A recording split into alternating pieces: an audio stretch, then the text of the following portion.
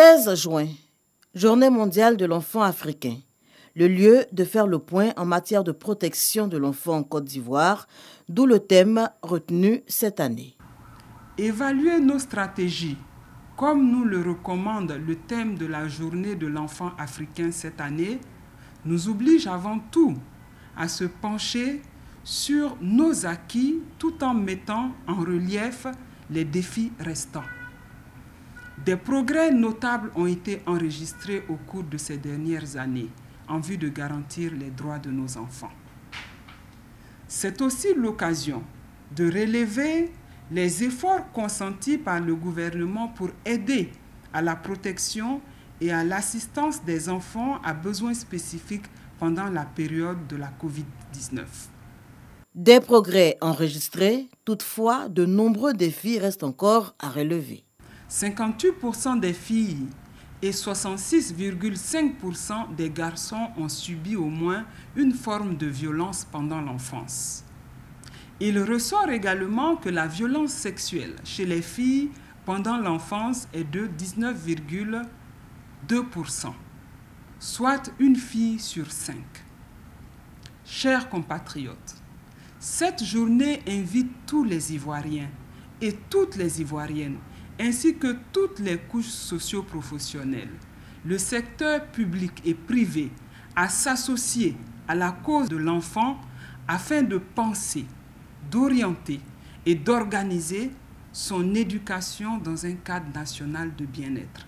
La journée de l'enfant africain est commémorée tous les 16 juin en mémoire de centaines d'enfants massacrés lors d'une marche pour le respect de leurs droits à Soweto. Elle a été instituée en 1991 par l'Organisation de l'Unité africaine.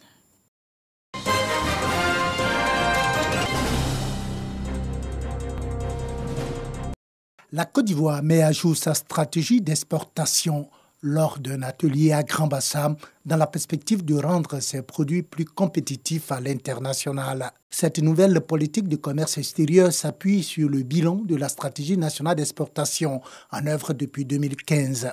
La Côte d'Ivoire au niveau du flux commercial mondial, c'est près de 13 110 milliards de flux commerciaux par an pour l'année dernière, avec un bilan positif de 1216 milliards.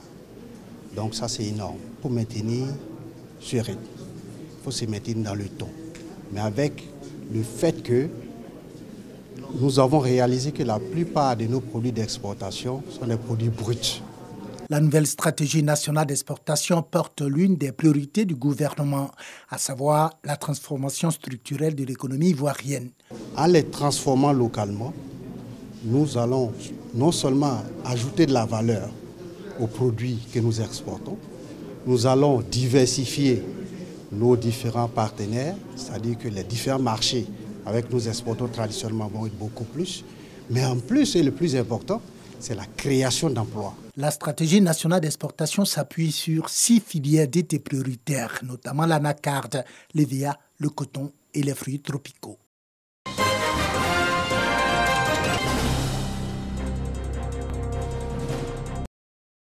J'exercerai fidèlement et consciencieusement au mieux de mes capacités, de mon intégrité. 12 des meilleurs élèves du groupe scolaire Tchotchoraf PPU de Dabou prêtent serment.